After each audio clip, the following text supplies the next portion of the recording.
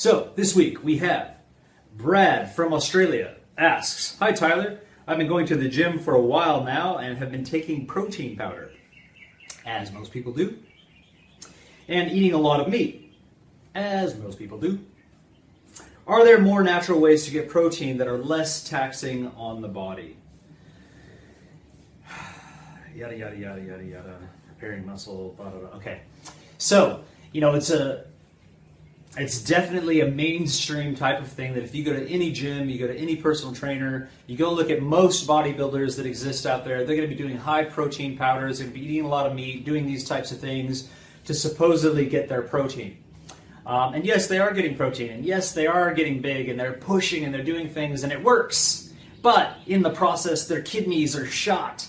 Because when you have so much protein, it acidifies the blood. It really is tough on the kidneys. They'll turn to stone over years and years of doing this, and you really leave yourself in a bad place. And I've worked with a lot of bodybuilders, and I can tell you that many of them have no energy. They're sleeping all day, they're getting up, they're doing what they need to do, but they're not really the most energetic people. And look, I don't mean to say everyone. I say a lot of these people have a lot of other issues like fatigue and things that go on and aches and pains and stuff that they deal with. Now, I believe and I know through working with bodybuilders, and even there's a lot of other vegan bodybuilders and people out there building muscle without using concentrated types of proteins like protein powders and things like this. So we really need to talk about where protein comes from, how the body builds muscle, and I'm just going to try to do this fairly quickly. So if you can imagine that our body requires a certain amount of amino acids that are like building blocks. There's all these different building blocks. And our body takes these building blocks and it puts them together in very specific ways to build lean muscle mass and for natural metabolism for the body to essentially continue to regenerate itself. So if I go and I kill an animal and I eat its dead body, it has all the proteins in there. Now, the process that my body has to go through to get those proteins is where a lot of the work takes place. So if I eat a dead animal, the proteins are already built. Now, my body can't use those proteins because those are meant for a cow or for whatever animal you're eating. So my body has to go through this massive process of breaking it down. A lot of hydrochloric acid, a lot of stuff, and breaking down and taking those building blocks. If you could imagine smashing a building and breaking it down and then getting those building blocks and building a new building, that's essentially what's taking place. That's why it's so taxing on the body and why we don't have a lot of energy and why things start to happen that aren't the best. Yes, you're still going to have the building blocks. Yes, you push. What builds muscle? Pushing.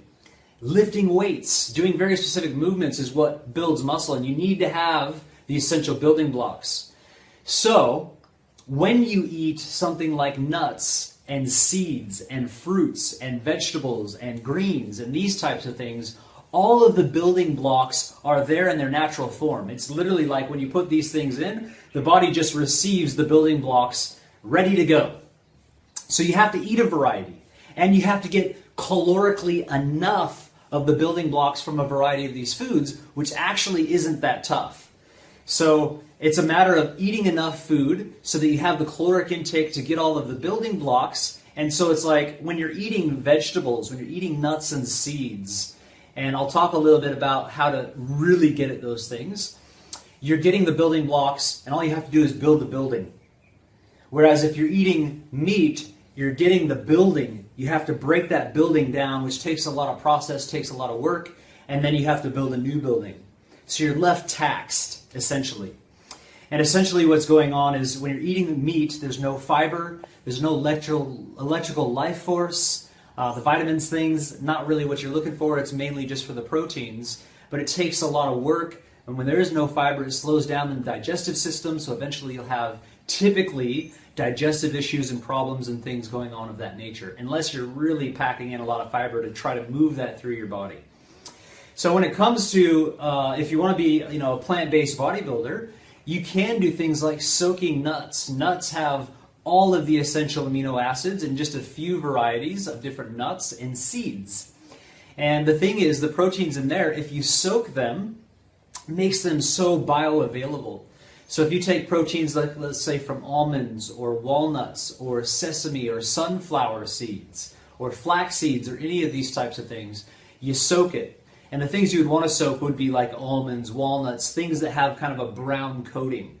And you can make literally like nut yogurts. You can make nut milks. You can take nuts and soak them basically overnight in a glass. You take those nuts, you add 1 part nuts to 4 parts water, and you blend it.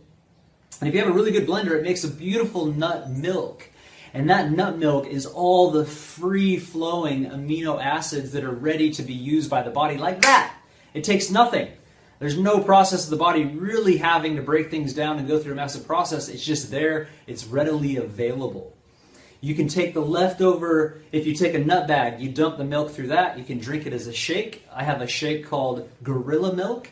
It's essentially, basically nut milk, and then you're adding greens, maybe a little bit of fruit. I could give the recipe if you ask for it. You can private message me or ask on this video, and I'll post a link to that video as well. So essentially when you dump that through the nut bag, you'll have all the bits and pieces left over.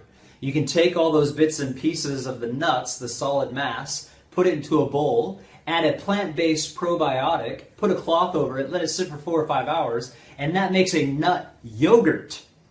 So what happens there is you have these little bacteria, probiotics, that come in and literally consume even the proteins that are there, and they break it down into their essential amino acids where it's free-flowing. And that's even better hit. When you have like nut yogurt, coconut yogurt, these types of things, they're complete proteins, but they break it all down into the amino acid form. I hope that makes sense.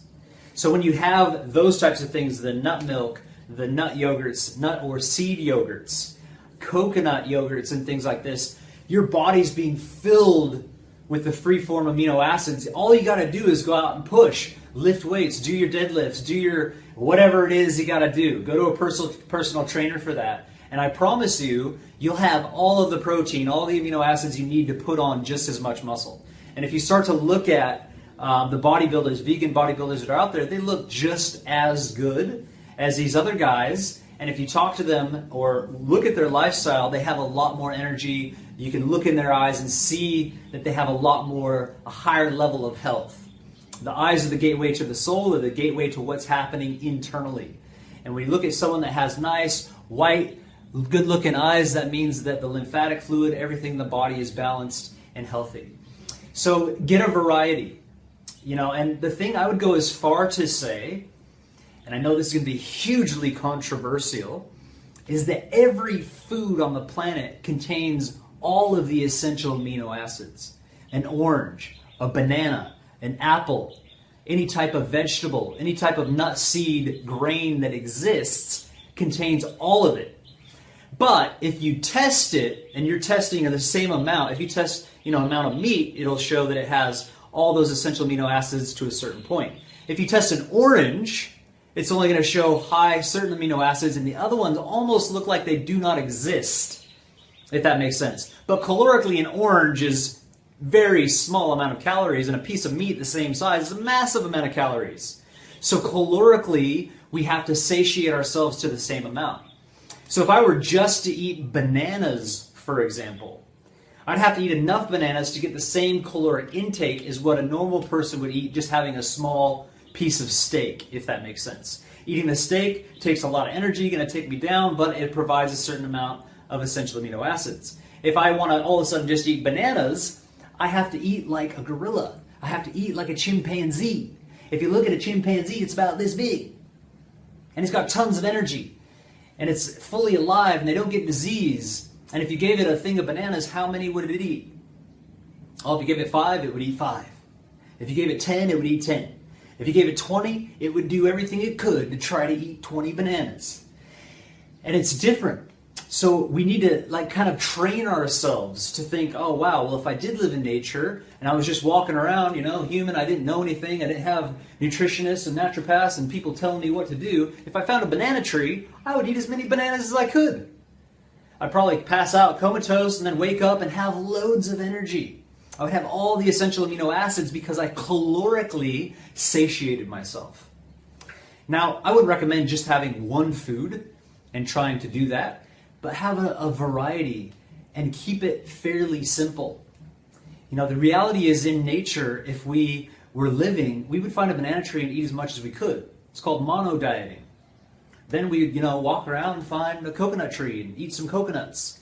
We'd find, papaya, eat a lot of papaya. We'd find different fruits. We'd find vegetables. We'd dig for roots. We would find all types of things around us and then try to cultivate these things.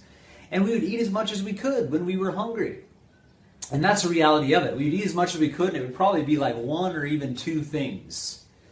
So, there's a lot of people that are like, oh, I've got to have protein. They get the shake, they got their pea protein, they got their whatever protein, they got their whey protein, they got nuts and seeds and milks and everything. 20,000 things in this one shake, and they think they're doing all this great stuff. And hey, maybe you are. See how you feel doing it. But I also believe that adding all these different things in one thing is just like the body's just like, what the hell is going on? I've got to process and break down peas and milk and all this different stuff. And I really just believe that it's leading to a situation that's not the best. Keep it simple, stupid. And it's really the smartest way. Because nature is very complex so that we don't have to be. If you look at the phytonutrients in a single spinach leaf, there are thousands of phytonutrients and different things that exist. Scientists have only discovered maybe a few hundred of them and listed them with names and are just now doing studies to find out the beautiful properties of these things. We believe that science is so advanced, but really when it comes to a single spinach leaf or a blade of grass, we have no idea. So this whole concept of nutrition, and thinking that we've mastered it and figured everything out, we're really just, scratching the tip of the iceberg. And so go back to simplicity and think about, what would I actually do? And look, even the longest lived cultures on the planet have some level of meat within their diet, but it's a tiny amount, a very small amount. We have the Abkhazes of Russia or the Hunzas that live in the high mountains of Pakistan, or even the Vilcabamba Valley of Central America. These people are eating plants. If you went and lived with them, they would look like vegetarians, and they're getting all the essential amino acids, every type of vitamin, mineral, everything they need. They have pretty profound lifestyles when it comes to exercise and the things they're doing on a daily basis. They're happy, they're long-lived, they're beautiful, bright people. So the whole concept of needing lots of meat and lots of protein, not it. The cultures that eat the most meat and the most protein are the sickest, have the highest rates of disease, highest rates of all these different things that we're wanting to avoid. So this video has gone quite long. Thank you for watching. Hope I answered your question. Thank you. Have a good day.